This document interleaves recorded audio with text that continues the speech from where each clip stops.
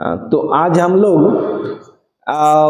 गति के नियम सुने हो ना, गति के नियम के बारे में पढ़ेंगे। ठीक है, गति के कितने नियम हैं? 3 नियम हैं। ठीक है, तो सबसे पहला कॉन्सेप्ट होगा कि बल क्या है। बल क्या है, फिर न्यूटन का प्रथम नियम, न्यूटन का प्रथम नियम, द्वितीय नियम और तृतीय नियम के बारे में एक एक करके जानेंगे। ठीक, तो बल क्या होता है? बल एक बाह्य कारक है ना, जिसको हम लगाते हैं तो क्या होता है, वस्तु अपनी दिशा को बदल लेता है, गति की दिशा को बदल लेता है। मान लीजिए एक बॉल जो है, गेंद आपकी ओर आ रही है, आप उसको किक करोगे तो क्या होगा, उसकी गति की दिशा बदल जाएगी। मान लीजिए कोई वस्तु स्थिर है, मान लीजिए यहां पर एक टेबल है, और टेबल में जैसे ही आप बल लगाते हो तो आप क्या देखते हो, उसमें विस्थापन होता है। क्या होता है उसमें? विस्थापन होता है। यानी बल लगाने से वस्तु स्थिर अवस्था से गतिशील अवस्था में आता है, या गतिशील अवस्था से स्थिर अवस्था में आता है, या बल लगाने पर उसके जो विमाएं हैं यानी लंबाई चौड़ाई ये सब में परिवर्तन होता है। तो इस बाह्य कारक को क्या कहते हैं? बल कहते हैं। तो बल जो है, बल जब हम पढ़ेंगे तो बल को F से डिनोट करते हैं जनरली, और F इज इक्वल टू क्या होता है? ma। बल इज इक्वल टू द्रव्यमान गुणित क्या होता है? त्वरण के बराबर होता है। किसके बराबर? द्रव्यमान, और दूसरा क्या होता है? त्वरण। मतलब mass into acceleration, mass into acceleration, इन दोनों का मल्टीप्लिकेशन क्या होता है? बल होता है। ठीक, बल क्या होता है? मास और एक्सीलरेशन। ठीक है, इसके 2 मात्रक होते हैं। एक होता है एसआई मात्रक। कौन सा मात्रक? एसआई मात्रक। तो एसआई मात्रक जो होता है ये न्यूटन होता है। क्या होता है? Newton, Newton, Newton. ठीक, एसआई मात्रक क्या होता है? न्यूटन। और सीजीएस मात्रक, सीजीएस मात्रक, सीजीएस मात्रक क्या होता है? डाइन। सीजीएस मात्रक क्या होता है? डाइन। ठीक, तो 1 न्यूटन बल हम किसको बोलेंगे? तो 1 newton is equal to 1 kilogram into 1 metre per second square. यानी 1 न्यूटन बल वहां बल है जिसको किसी पिंड जिसका द्रव्यमान 1 किलोग्राम हो, उसमें कितना त्वरण उत्पन्न कर दे? 1 metre per second square, 1 metre per second square का त्वरण उत्पन्न कर दे, उसको क्या बोलेंगे? 1 न्यूटन फोर्स। ठीक, इसी प्रकार अगर हम बोले 1 डाइन फोर्स, तो 1 डाइन इज इक्वल टू क्या न्यूटन व्यास क्या हो जाएगा? 1 ग्राम इंटू 1 सेंटीमीटर पर सेकेंड स्क्वायर।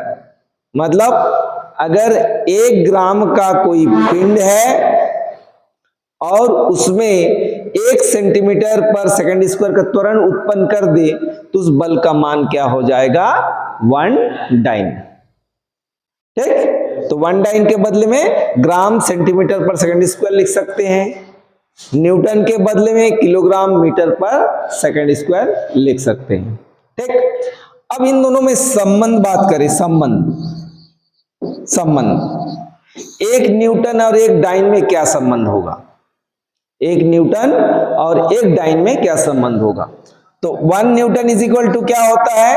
हमने क्या बोला? 1 kilogram into 1 metre per second square. अब 1 किलोग्राम में कितना ग्राम होता है? 1000 ग्राम। तो 1 किलोग्राम के बदले में हम क्या लिख सकते हैं? 1000 ग्राम। और 1 मीटर के बदले में क्या लिख सकते हैं? 100 सेंटीमीटर पर सेकेंड स्क्वायर। देखिए इसमें कितना जीरो है? 2 जीरो। यहां पर कितना जीरो है? 3 जीरो। तो 3 और 2 कितना जीरो हुआ? 5 जीरो। तो इसको ऐसे भी लिख सकते हैं 10 to the power 5, 10 to the power 5 gram centimetre पर सेकेंड स्क्वायर। यानी इसको आप क्या लिख सकते हो? 10 to the power 5 डाइन। यानी 1 न्यूटन जो बल होगा वो 1 न्यूटन बल किसके बराबर होगा? 10 की घात 5 डाइन के बराबर होगा। ठीक है, 1 न्यूटन बल किसके बराबर होगा? 10 to the power 5 dyne. Dyne कौन सा मात्रक है? सीजीएस मात्रक। और न्यूटन एसआई मात्रक। ठीक है, चलिए तो इससे रिलेटेड हम बल के बारे में पढ़ें कि बल क्या होता है। 1 न्यूटन मतलब 1 kilogram into 1 metre per second square, तब 1 न्यूटन हो जाएगा। और 1 डाइन मतलब क्या हो जाएगा? 10 to the power 5 dyne. 1 newton is equal to 10 to the power 5 dyne. ठीक है, इन दोनों के बीच रिलेशन है। चलिए अब इस चैप्टर में हम न्यूटन के गति के नियम के बारे में जानेंगे। किसके बारे में? न्यूटन के गति के नियम के बारे में। ठीक है, चलिए देखते हैं कि कल हमने पढ़ा था, क्या पढ़ा था कि स्थिर वस्तु किसे कहते हैं और गतिशील वस्तु किसे कहते हैं। पढ़े थे ना, स्थिर वस्तु और गतिशील वस्तु। तो अगर आप देखे होंगे कल अगर ये बोर्ड यहां पर था, आज कहां पर है? वहीं पर है। तो कोई वस्तु अगर स्थिर है तो स्थिर ही रहता है। स्थिर का मतलब जब अपने जगह को परिवर्तन नहीं करता है। और गतिशील का मतलब जब समय के सापेक्ष, आसपास के सापेक्ष वस्तु अपने स्थान को बदलता है, उसको क्या बोलते हैं? गतिशील वस्तु। ठीक है, इंग्लिश मीडियम वाले और कौन कौन है? इंग्लिश मीडियम वाले, ओके, तो ठीक है। तो यहां पर इसी गति से रिलेटेड जो है न्यूटन ने 3 नियम दिए थे। कितने नियम? 3 नियम। तो सबसे पहले हम जानते हैं न्यूटन का प्रथम नियम। तो प्रथम नियम जानने के पहले देखिए, यहां पर मान लीजिए कोई वस्तु रखी हुई है, मान लीजिए यहां टेबल के ऊपर बुक रखी हुई है, वो स्थिर है। स्थिर क्यों है? क्योंकि उसका जो भार है नीचे की ओर लग रही है और टेबल की ओर, टेबल जो है वस्तु पर बल लगा रही है। तो दोनों बल क्या है? बराबर और विपरीत है। तो रिजल्टेंट फोर्स जो होगा वो क्या हो जाएगा? 0 हो जाएगा। रिजल्टेंट फोर्स 0, और इसी को बोलते हैं बैलेंस फोर्स। और जब बैलेंस फोर्स होता है तो वस्तु अगर स्थिर है तो स्थिर रहेगी, गतिशील है तो गतिशील रहेगी। ठीक है, चलिए आगे देखते हैं। यहां पर मान लीजिए यहां पर कोई ऑब्जेक्ट आपके सामने है। ठीक है, एक ऑब्जेक्ट है। अब मान लीजिए 2 लोग बल लगा रहे हैं। बल तो लगा रहे हैं। इसके पहले हमने क्या पढ़ा था कि बल से क्या होता है? वस्तु अपने स्थिति को बदलता है, गति के दिशा को बदलता है ना, उसके आकार को बदलता है, आकृति को बदलता है। तो यहां पर मान लीजिए दोनों बल लगा रहे हैं, लेकिन दोनों का बल क्या है? बराबर है। तो रिजल्टेंट फोर्स क्या है? 0। तो रिजल्टेंट फोर्स जब 0 होता है तो वस्तु में कोई विस्थापन नहीं होता है। चलिए आगे देखते हैं। अब एक ही साइड से लगाएंगे और फिर भी वस्तु स्थिर है, मतलब यहां पर भी बैलेंस फोर्स लग रहा है। तो इसी से रिलेटेड जो है, फोर्स से रिलेटेड जो है, न्यूटन्स का फर्स्ट लॉ हम पढ़ेंगे। तो न्यूटन्स का जो फर्स्ट लॉ है क्या कहता है कि कोई वस्तु स्थिर है तो स्थिर रहेगी, गतिशील है तो गतिशील रहेगी, जब तक उस पर कोई बाह्य बल आरोपित ना किया जाए। If a body is in at rest, it will be continue at rest until and unless an external force is applied on it. जब तक कोई बाहर से कोई बल नहीं लगाएंगे, कोई फोर्स नहीं लगाएंगे, तब तक वस्तु क्या रहेगी? स्थिर अवस्था में बनी रहेगी। अगर स्थिर है तो, और गतिशील है तो गतिशील ही रहेगी, जब तक उस पर कोई बाह्य बल ना लगे, है ना। जैसे मान लीजिए एक बॉल लुढ़क रही है, तो कुछ देर दूर जाने के बाद वो रुक जाती है। क्यों रुकती है? क्यों रुकती है? क्योंकि वहां पर कौन सा बल लगता है? घर्षण बल। कौन सा बल? घर्षण बल। तो घर्षण बल के कारण बाहर से बल लग रहा है इसलिए वो रुका है, नहीं तो फिर वो कंटिन्यू मोशन करते रहता। तो इसी नियम को जड़त्व का नियम भी कहते हैं। इस नियम को क्या कहते हैं? जड़त्व का नियम भी कहते हैं, इनर्शिया। ठीक है, ये दो प्रकार के जड़त्व होते हैं। कितने प्रकार के? दो प्रकार के। तो यहां पर दो प्रकार के जो जड़त्व है, पहला जो जड़त्व होता है विराम जड़त्व। विराम जड़त्व को समझेंगे कि अगर कोई वस्तु प्रारंभिक अवस्था में विराम अवस्था में है, मतलब रेस्ट में है, inertia of rest. Inertia of rest, पहले वो रेस्ट में रहता है और बाद में मोशन में आता है, एक केस। तो जो एग्जाम्पल ऐसे आएगा वो क्या होगी? इनर्शिया ऑफ रेस्ट का होगा। ठीक है, और प्रारंभ में वस्तु गतिशील है और बाद में स्थिर अवस्था में आती है तो क्या हो जाएगा? इनर्शिया ऑफ मोशन से रिलेटेड होगी। ठीक, और तीसरा, अगर उसका डायरेक्शन चेंज हो रहा है बाद में, डायरेक्शन मोशन के ड्यूरेशन में उसका डायरेक्शन चेंज हो रहा है तो डायरेक्शन से रिलेटेड इनर्शिया ऑफ डायरेक्शन होता है। तो तीन जो हमारे पास केवल आप लोगों को केवल दो ही पढ़ना है, इनर्शिया ऑफ रेस्ट और इनर्शिया ऑफ मोशन को पढ़ना है। ठीक है, चलिए। तो इनर्शिया फर्स्ट लॉ का दूसरा नाम क्या है? Law of inertia. कितने पार्ट में बांटे? दो पार्ट, एक इनर्शिया ऑफ रेस्ट और एक इनर्शिया ऑफ मोशन। ठीक, तो इनर्शिया ऑफ रेस्ट में क्या होगा कि कोई वस्तु स्थिर है तो स्थिर रहेगी जब तक उस पर कोई बाह्य बल ना लगाया जाए। तो इसका दैनिक जीवन में कहां कहां पर उदाहरण अपने को मिलता है? तो पहला उदाहरण आप लोग देखे होंगे। आप मान लीजिए आराम से बस में खड़े हैं और बस जो है अचानक चलने लगती है।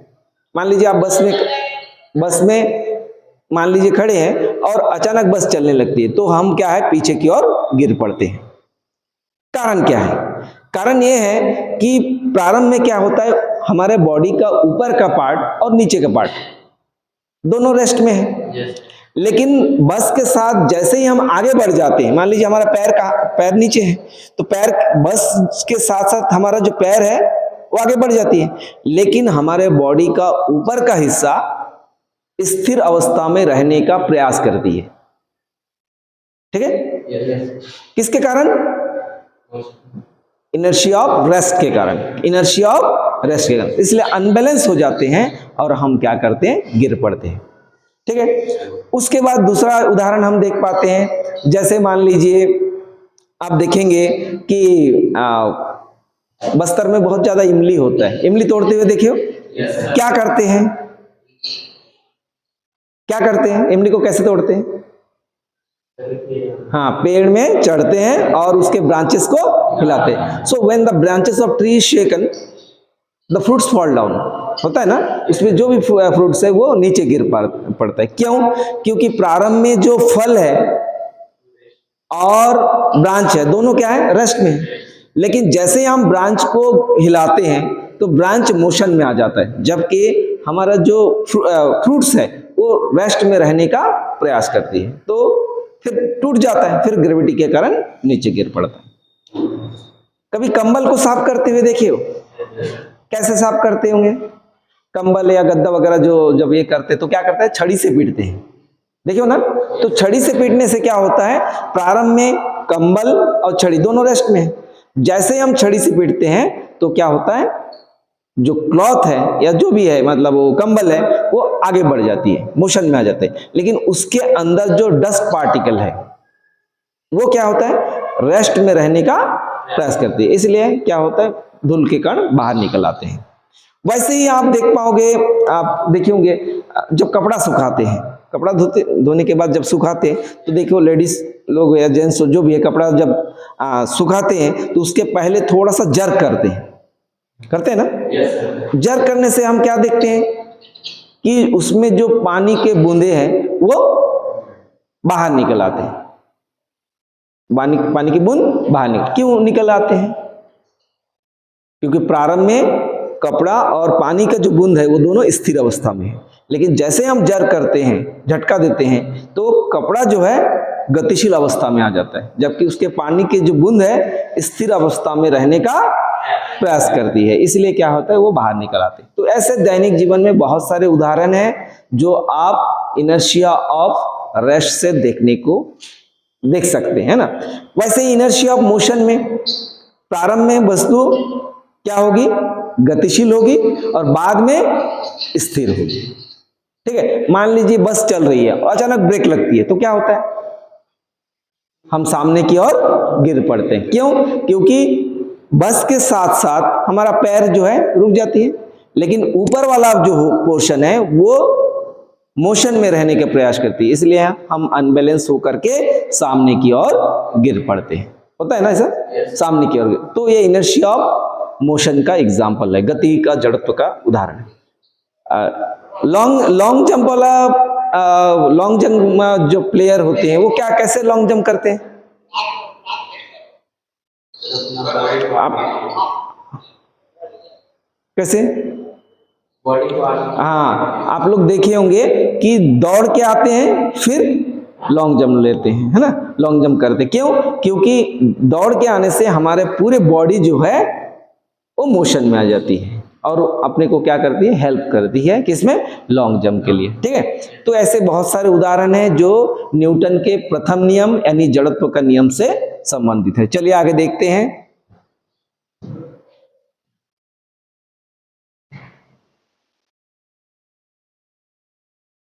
क्या एग्जाम्पल अभी अभी जैसे मैंने बताया था, क्या किए, पेड़ को जैसे हिलाए तो हम क्या देख पा रहे हैं, पत्ते गिर रहे हैं। प्रारंभ में दोनों क्या है, स्थिर अवस्था में। किसको हिला है, पत्ते को हिला है कि पेड़ को हिला है? पेड़ को हिला है ना। तो इसके कारण जो है देखो, एक पेड़ है, पत्ते हैं या फल है, वो गिर पड़ते। क्यों? इनर्शिया ऑफ रेस्ट के कारण। ठीक है, मान लीजिए आप साइकिल में जा रहे हैं और अचानक कोई ऑब्स्टिकल आता है, टकरा जाते हैं, सामने की ओर गिर पड़ेंगे पीछे की ओर? सामने की ओर। देखिए यहां जा रहे हैं, जाते ही साथ यहां पर क्या हो जाएगी, यहां पर टकराने के बाद कहां गिर जाएंगे, सामने की ओर। क्यों? क्योंकि प्रारंभ में साइकिल और जो व्यक्ति चला रहा है दोनों क्या है, मोशन में है।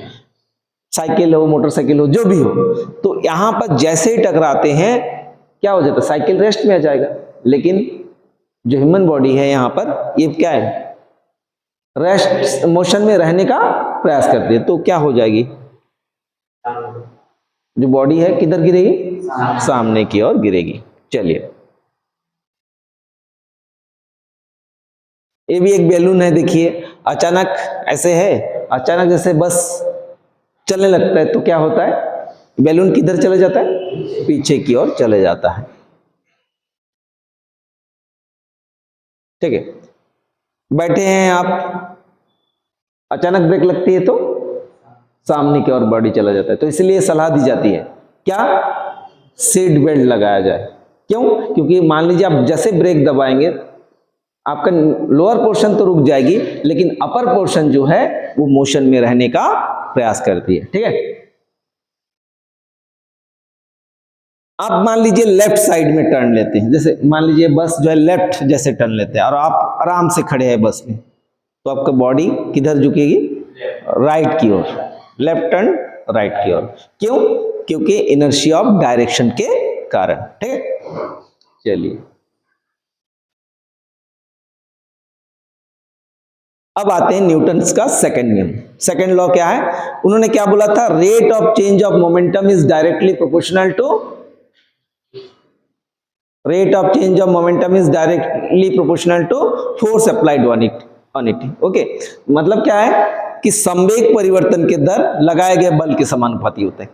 क्या? संवेग परिवर्तन के दर लगाए गए बल के समानुपाती होते हैं। मतलब यहां पर जो संवेग परिवर्तन हो जाएगी,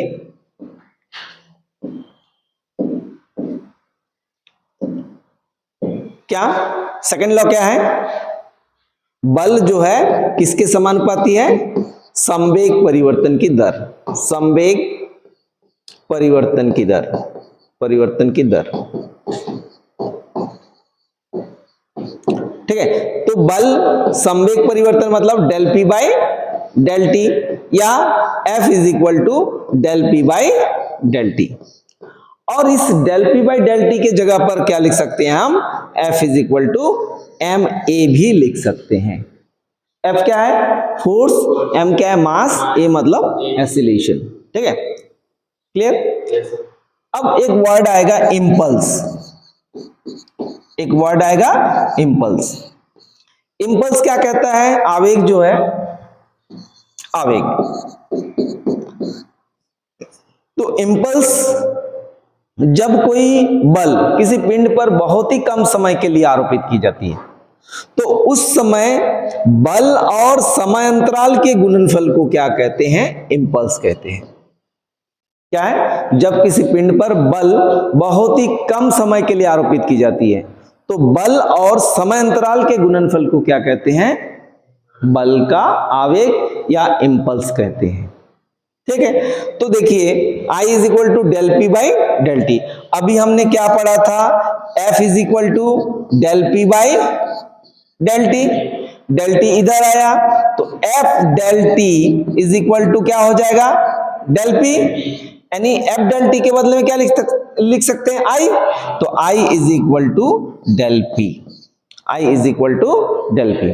तो देखिए यहाँ दो तीन चीजें बात देखने को मिल रहा है।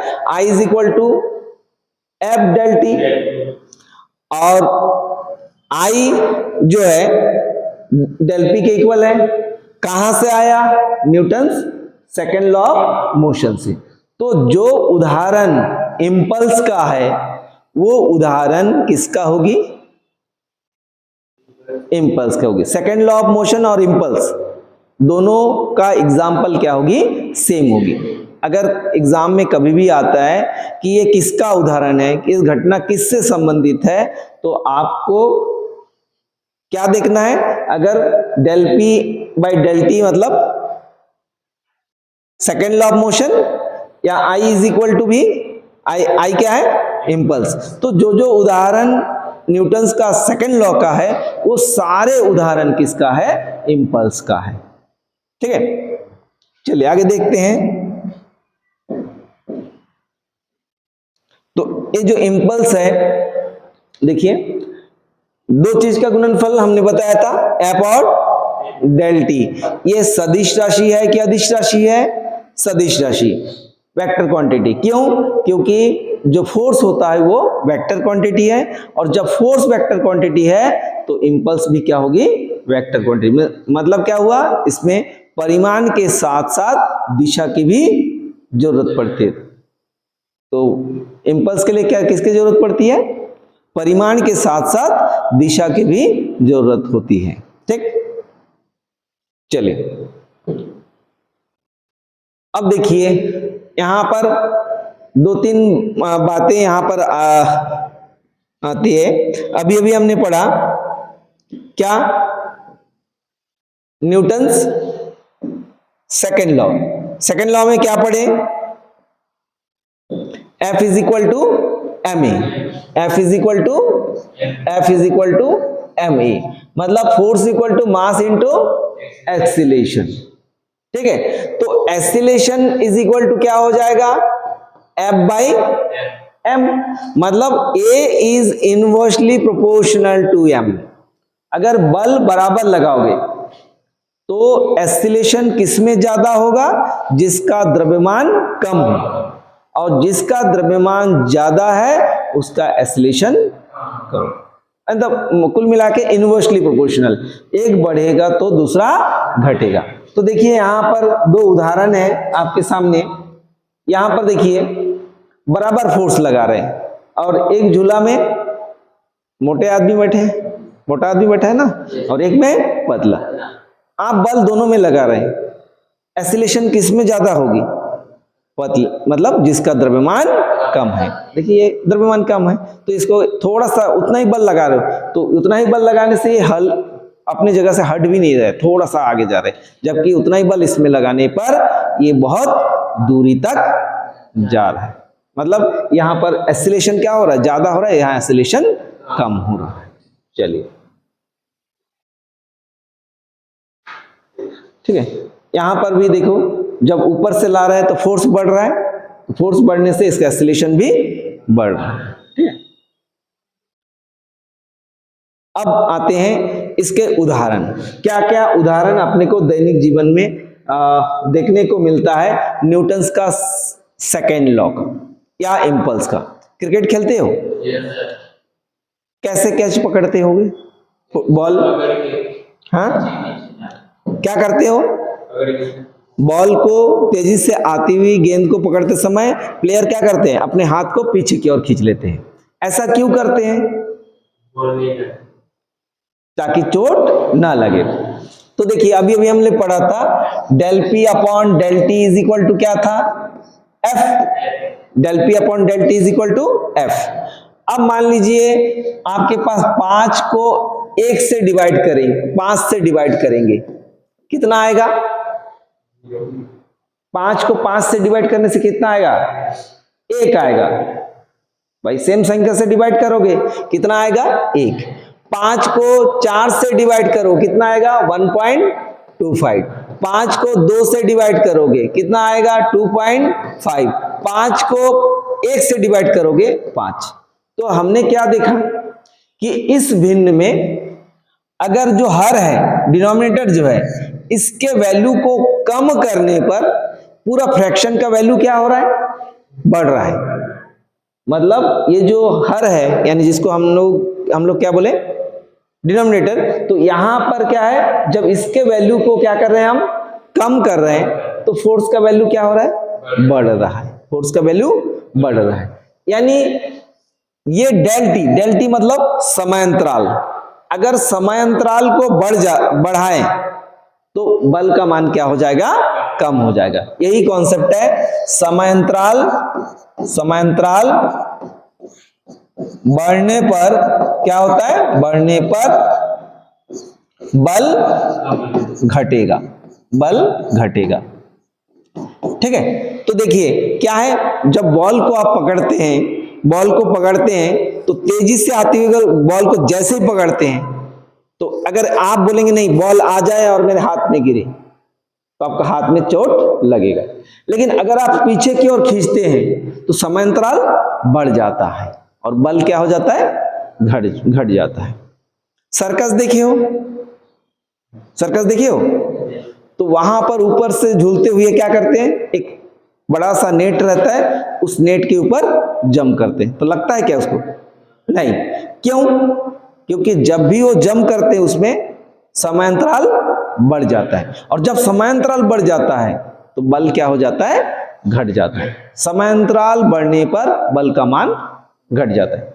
सबके पास मोबाइल है, मोबाइल जब परचेस करते उसका पैकिंग देखे हो? किसमें पैकिंग रहता है? थर्मोकोल में रहता है ना? थर्मोकोल रहता है, फिर उसमें एक पॉलीथीन रहता है जिसमें एयर टेप्ड रहता है ना, बूंद बूंद रहता है ना। तो वो क्या करता है? टाइम इंटरवल को बढ़ा देता है, नहीं तो जर्क होगा, जर्क होने से भी उसको चोट नहीं लगता है। आप लोग जब देखे होंगे सोफा सेट या गद्देदार, जहां पर देखेंगे बस के जो सीट है वो गद्देदार क्यों बनाए जाते हैं? ताकि चोट ना लगे। नहीं तो फिर आप ऐसे चेयर टेबल टाइप का अगर वहां पर होगा तो उसमें आप बैठ भी नहीं पाओगे, बैठ पाओगे बस में। इसलिए वहां सीट क्या बनाया जाता है? गद्देदार। क्यों? क्योंकि समांतराल बढ़ जाता है, बल कम हो जाता है। तो जो एग्जाम्पल इम्पल्स का है, क्योंकि ये किसका एग्जाम्पल है? Del P by del t किसका सूत्र है? सेकेंड लॉ ऑफ मोशन का, सेकेंड लॉ ऑफ मोशन। और इसी से आगे सॉल्व करते हैं। Del p is equal to क्या हो जाता है? एफ डेल टी, मतलब del p is equal to क्या हो जाता है? आई। तो जो उदाहरण इम्पल्स का है वो सारे के सारे उदाहरण किसका है? सेकेंड लॉ ऑफ मोशन का है। वो सारे उदाहरण किसका है? सेकेंड लॉ ऑफ मोशन का है। क्लियर? चलिए अब आते हैं न्यूटन्स का थर्ड लॉ। थर्ड लॉ क्या कहता है? For every action there is equal and opposite reaction. प्रत्येक क्रिया के बराबर एवं विपरीत प्रतिक्रिया होता है। क्या? प्रत्येक क्रिया के बराबर एवं विपरीत प्रतिक्रिया होता है।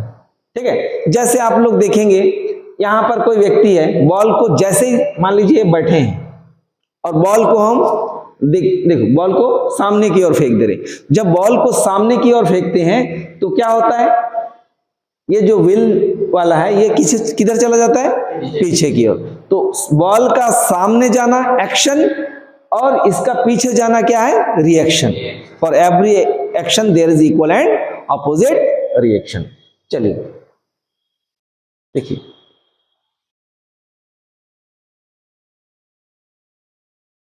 नाव में हैं आप लोग, यहां नाव है मान लो, और दौड़ के आके आप छलांग लगाते किनारे पे आते हैं, तो क्या ऑब्जर्व करते हैं, ना जब व्यक्ति सामने जाता है तो नाव पीछे चला जाता है। तो ये एक्शन, व्यक्ति का जंप होना एक्शन और नाव का पीछे जाना रिएक्शन। तो for every action there is equal and opposite reaction. ठीक है, और एग्जांपल रॉकेट। रॉकेट में क्या होता है, देखिए फ्यूल जब बर्न होता है उसमें जो ईंधन है वो जलकर कहाँ निकलती है, पीछे की ओर कि सामने की ओर, पीछे की ओर। और रॉकेट किधर जाती है, ऊपर के। आप लोग देखे होंगे जो फटाका है, ठीक है, रॉकेट वाला दिवाली में फोड़ते होंगे ना, तो उसका आग किधर लगाते हो, नीचे के ऊपर, नीचे लगाते हैं। तो फ्यूल बर्न होके नीचे निकलती है और रॉकेट किधर चला जाती है, ऊपर। तो इसका जलकर नीचे निकलना एक्शन और रॉकेट का ऊपर जाना क्या है, रिएक्शन। तो एक्शन में क्या हो रहा है, फ्यूल का बर्न होके नीचे निकलना। तो रॉकेट का ऊपर जाना किसका उदाहरण है, न्यूटन का फर्स्ट लॉ, सेकंड लॉ कि थर्ड लॉ, न्यूटन का थर्ड लॉ। बोटिंग वाला में थर्ड लॉ। ठीक, तो अगर हम चलिए देखिए, एक्शन किधर है, नीचे, रिएक्शन किधर है, ऊपर। ठीक, स्विमिंग करते हुए आप लोग देखे होंगे, स्विमिंग करते हैं, कैसे स्विमिंग करते हैं, पानी को पीछे धकेलते कि सामने धकेलते, कि पीछे धकेलते। तो जब हम पानी को पीछे धकेलते दैट इज एक्शन, और बॉडी का सामने जाना वो रिएक्शन। तो एक्शन में क्या हो रहा है, पानी को हम पीछे धकेलते हैं, और रिएक्शन में अपने को क्या दिखता है उसी समय कि हमारा जो बॉडी है वो कहां जा रही है, सामने की ओर, पीछे की ओर, सामने की ओर। चलते समय हम सामने जाना हो तो हम क्या करते हैं, जमीन को किधर धकेलते हैं, पीछे की ओर, तभी हम क्या होते हैं, आगे की ओर बढ़ पाते हैं। बोटिंग में भी सेम उदाहरण है। यहाँ पर बोटिंग में क्या करते हैं, पानी को किधर धकेलते हैं, पीछे की ओर। तो बॉडी की, हमारा जो नाव है वो किधर चलता है, सामने की ओर। तो ये एक्शन और रिएक्शन दोनों अपने को साथ में दिखाई देता है। ठीक है, for every action there is equal and opposite reaction. Okay,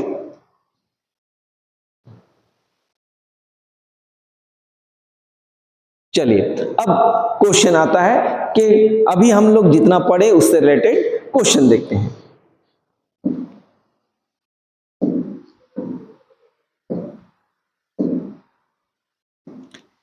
क्या क्या क्वेश्चन पढ़े अभी? हाँ, तो पहला क्वेश्चन है, एक आदमी बस में बैठा है, बस के अचानक ब्रेक लगने से वहां अचानक आगे की ओर गिर जाता है, क्योंकि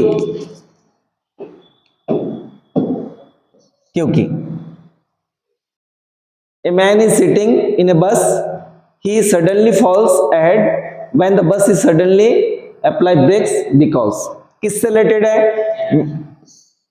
man is taken back, man is sleeping, है ना, inertia of rest keep to the lower part of the body at rest. तो ये सारे एग्जाम्पल किसका होगा, इनर्शिया से रिलेटेड होगा। जब भी ब्रेक लगती है, चाहे वो पीछे की ओर गिरे चाहे सामने की ओर गिरे, इनर्शिया से संबंधित है। ठीक है, चलिए अगला क्वेश्चन। एक कण सीधी रेखा के पथ पर नियत चाल से घूम रहा है, इसके लिए किसी बल की आवश्यकता नहीं है। A particle is moving with constant speed along the straight line path, a force is not required to increase its speed. उसके वेग को बढ़ाने के लिए बल की आवश्यकता नहीं है बोल रहा है। मान लीजिए कोई धीरे धीरे जा रही है और उसको और ज्यादा वेग से गतिशील करना है, तो क्या उसके लिए बल की जरूरत है कि नहीं है, बल की जरूरत है। डिक्रीज द मोमेंटम, तब भी जरूरत है। मोमेंटम बराबर क्या होता है, mass into velocity. Mass into velocity है तो ये भी नहीं होगा। चेंज द डायरेक्शन, कोई इधर आ रही है और उस पर बिना फोर्स लगाए उसके दिशा को हम बदल नहीं सकते हैं। और fourth, keep it moving with uniform velocity, अगर वो मोशन में है कंटिन्यूअस उसी मोशन में चले तो फोर्स की अलग से जरूरत नहीं है। तो इसका आंसर क्या हो जाएगा, डी। क्या हो जाएगा इसका आंसर, डी। ठीक, चलिए अगला क्वेश्चन देखते हैं।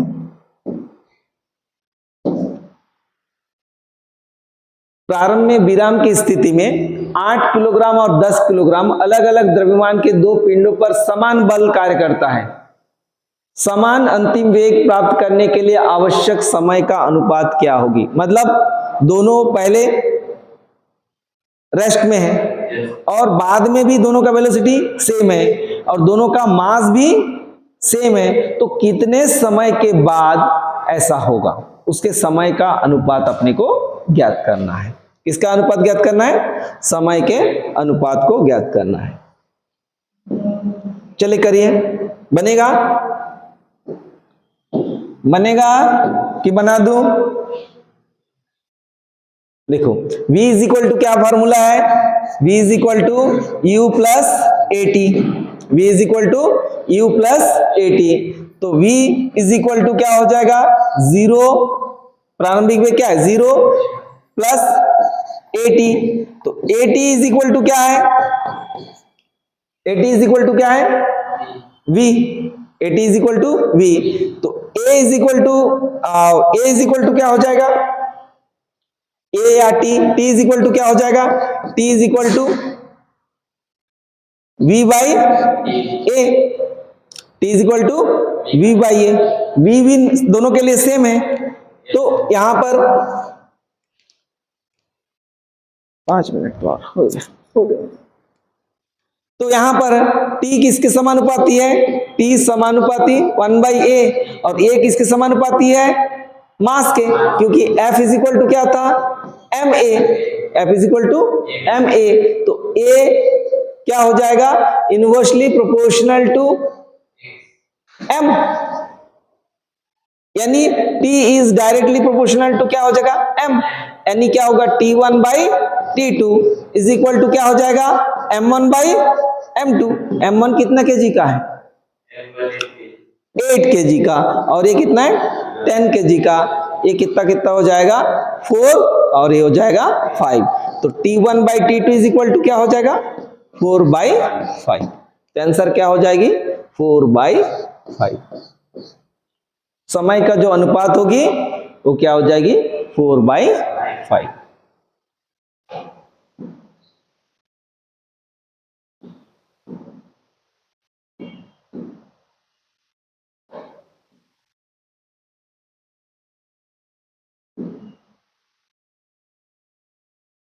चलिए अगला क्वेश्चन देखते हैं।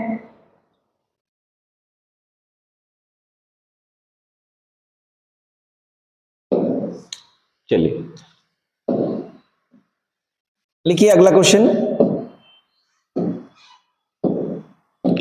The force acting on a mass is F is equal to 6I minus 8J plus 10K Newton and the acceleration produces is 1 meter per second square. The mass of the object will be, ठीक है, ये vector form में दिया है।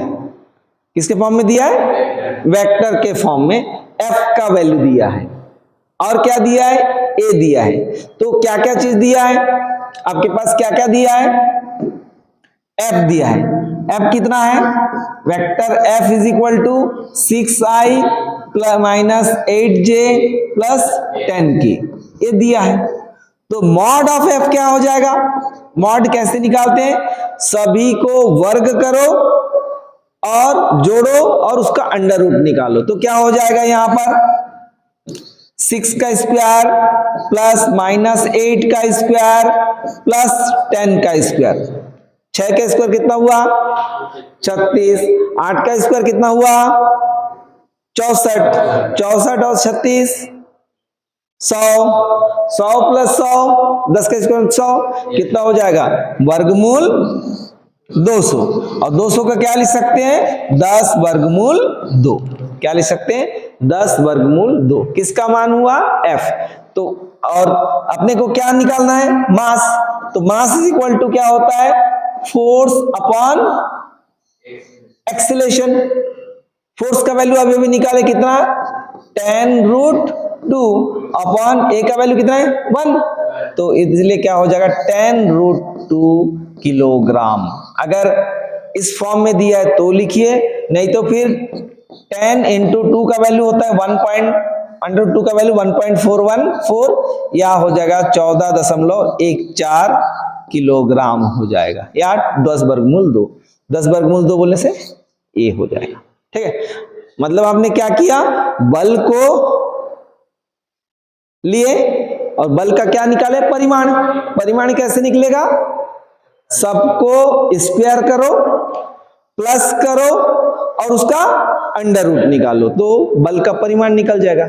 बल का परिमाण को किससे भाग दे दो द्रव्यमान से, तो सॉरी त्वरण से। त्वरण से भाग, क्योंकि यहां पर त्वरण दिया है द्रव्यमान निकालना है, त्वरण दिया है द्रव्यमान, तो द्रव्यमान इक्वल टू क्या हो जाएगा बल बटे त्वरण हो जाएगा।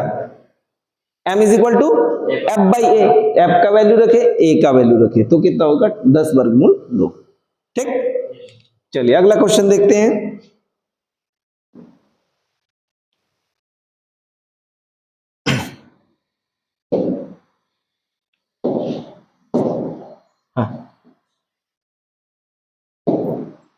चलिए अगला क्वेश्चन।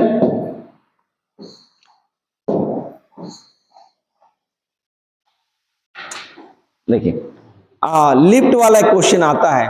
जब हम लिफ्ट में खड़े होते हैं और लिफ्ट मान लीजिए स्थिर है, तो हमारा जो भार है वास्तविक भार है और उसमें जो मशीन लगा हुआ है दोनों का भार बराबर बदलाएगा। ठीक है, झूला झूले हो आकाश, झूला झूले हो अच्छा। ऊपर जाते समय अपना शरीर भारी लगता था कि नीचे आते समय भारी लगता है? ऊपर जाते समय भारी लगता है, और नीचे जैसे आता है तो अपने को लगता है अपना शरीर हल्का हो जाता है और लगता है हम गिर ना जाए, ऐसे फील होता है ना, मतलब अपना बॉडी वेटलेस फील होता है। ठीक है, बहुत हल्का हम लगते हैं जब नीचे आते हैं, लेकिन जब ऊपर जाते हैं तो अपने आप को भारी पाते हैं। तो लिफ्ट जब ऊपर जाता है तो उसका जो रिजल्टेंट वेट होता है W इज इक्वल टू, उसका फार्मूला होता है mg प्लस a। कब? जब लिफ्ट किधर जाए ऊपर की ओर जाए, लिफ्ट जो है ऊपर की ओर जाए तब भार क्या हो जाएगा mg प्लस a। और अगर लिफ्ट नीचे की ओर आ रही है, नीचे की ओर आ रही है, तो उस समय W इज इक्वल टू क्या हो जाएगा mg माइनस a। इस क्वेश्चन में बताइए कि लिफ्ट क्या है, 1000 किलोग्राम द्रव्यमान के लिफ्ट 1 मीटर प्रति सेकंड स्क्वायर के त्वरण से ऊपर चलती है। इसके धागे का तनाव कितना होगा? तनाव मतलब से उसमें जो धागा है, देखिए याद रखिएगा यहां पर जो वेट होता है और टेंशन दोनों क्या होता है इक्वल होता है। टेंशन ऊपर की ओर होगा, वेट नीचे की ओर, तो रिजल्टेंट वेट और टेंशन दोनों क्या हो जाएगा बराबर हो जाएगा।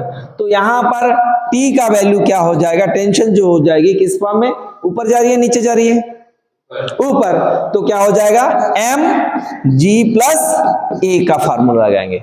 याद रखेंगे जब ऊपर जाएगी तो प्लस होगा और नीचे होगा तो माइनस हो जाएगा। ठीक, तो m का वैल्यू कितना दिया है 1000। ठीक, 1000 है, और उसका वैल्यू कितना है, g का वैल्यू कितना होता है 9.8, और कितना मीटर पर सेकंड स्क्वायर से जा रही है, इसका पावर 2 है ना, पैरेलल में नहीं है पावर में है, प्लस क्या हो जाएगा 1, 9.8 प्लस 1 कितना हो जाएगा 10.8 इंटू कितना हो जाएगा 1000, तो कितना हो जाएगा 10,800.0, मतलब क्या हो जाएगा, इसका आंसर क्या हो जाएगा बी हो जाएगा। ठीक, तो लिफ्ट जब ऊपर जाएगा तो उसका रिजल्टेंट वेट या बोल सकते हो जो तनाव हो जाएगा, क्या फार्मूला हो जाएगा, एम जी प्लस ए, और नीचे आएगी तो एम जी माइनस ए। ठीक,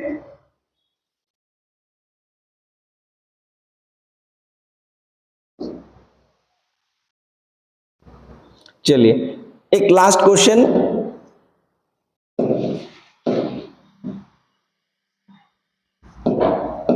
समय हो गया इसलिए लास्ट क्वेश्चन इसको कंप्लीट कंसाइज करते हैं।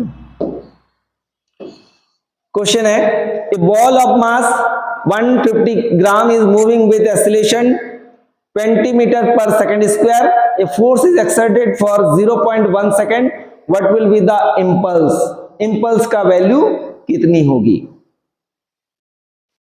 तो इंपल्स अभी अभी बताया था, इंपल्स क्या होता है, इंपल्स इज इक्वल टू क्या फार्मूला है, impulse is equal to force into time, force into क्या होता है, टाइम, माने impulse I is equal to F into del T, और एफ इज इक्वल टू क्या होता है, एफ इज इक्वल टू क्या होता है, M A, F is equal to क्या होता है, mass into acceleration, mass into acceleration. तो इसलिए क्या हो जाएगा, I is equal to F के जगह पे mass into acceleration into del T. Mass कितना ग्राम है, मास कितना ग्राम है, 150 ग्राम, ग्राम को किलोग्राम में बदलेंगे तो किससे डिवाइड करेंगे, 1000 से डिवाइड करेंगे तो ये किलोग्राम में बदल जाता है। ठीक, तो वैल्यू रखिए 150 अपॉन 1000 इंटू त्वरण कितना दिया है, कितना दिया त्वरण, 20 पर सेकंड स्क्वायर, इंटू कितना हो जाएगा 20 इंटू डेल टी कितना है 0.1 सेकंड, सबका मल्टीप्लाई कर लीजिए, एक जीरो कट गया, एक जीरो कट गया, 15 दूने कितना हुआ 30, तो हो जाएगा 30 इंटू 0.1 अपॉन 10, इसको ये करोगे तो कितना हो जाएगा पॉइंट, सॉल्व करिए देखिए, 15 दूने 30 हुआ है ना, तो 3 बटे क्या बचेगा 10, और 3 बटे 10 बनने से 0.3, यानी कितना न्यूटन, इतना न्यूटन सेकंड का इंपल्स हो जाएगा। ठीक, ठीक है, इतना हम रहने देते हैं आज, कल फिर मिलेंगे। ठीक है, ओके, थैंक यू।